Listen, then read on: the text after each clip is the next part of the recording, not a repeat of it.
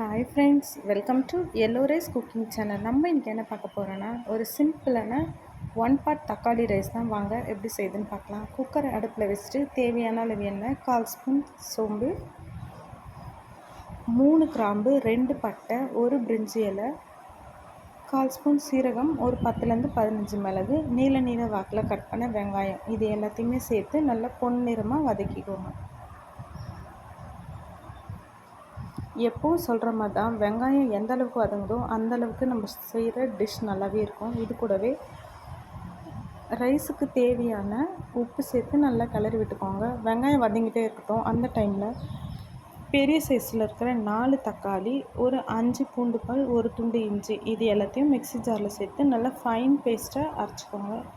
இப்போ வெங்காயம் பார்த்திங்கன்னா நல்லா வதங்கியாச்சு. இந்த ஸ்டேஜில் ஒரு கொத்து கருவேப்பிலை, 5 பச்சை மிளகாய் சேர்த்து நல்லா வதக்கிக்கோங்க.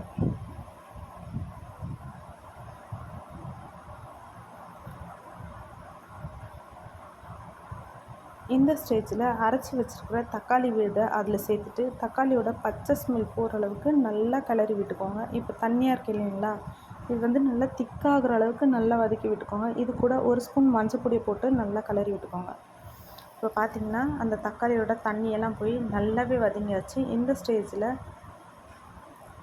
நம்மளுக்கு எவ்வளோ தேவையோ அவ்வளோ மிளகாய் பொடி போட்டு நல்லா கலந்து விட்டுக்கோங்க. மிளகாய் பொடியோட பச்சை ஸ்மெல் போகிற அளவுக்கு நல்லா கலந்து விட்டுக்கோங்க. இப்போது ரைஸுக்கு தேவையான அளவு தண்ணி விட்டுக்கோங்க.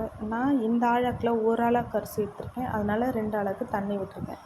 டேஸ்ட்டுக்காக 1/2 லெமன் பிழிஞ்சு விட்டுட்டு நல்லா கலக்கி விட்டுட்டு உப்பு இருக்கான்னு பார்த்துட்டு நம்ம கழுவி எடுத்து வச்சுருக்கிற அரிசியை அது கூட சேர்த்து நல்லா கலந்து விட்டுக்கோங்க. உப்பு காரம் எல்லாம் சரியாக இருக்கான்னு ஒரு தடவை செக் பண்ணிக்கோங்க. செக் பண்ணிவிட்டு குக்கருக்கு மூடி போட்டு 3 விசில் வந்தவுடனே இப்போ பார்த்திங்கன்னா 3 விசில் வந்தாச்சு. ஸ்டீமை ஓப்பன் பண்ணிவிட்டு மூடியை திறந்து பார்த்திங்கன்னா நம்மளோட உதிரியான அட்டகாசமான தக்காளி சாதம் ரெடி. அப்புறம் என்னங்க, சர்வ் பண்ண வேண்டியது தான். அரிசி உடையாமல் கலரிக்கோங்க. சேனல் பிடிச்சிருந்தால் லைக் பண்ணுங்கள், ஷேர் பண்ணுங்கள், கமெண்ட் பண்ணுங்கள், சப்ஸ்கிரைப் பண்ண மறந்துடாதீங்க. தேங்க்யூ.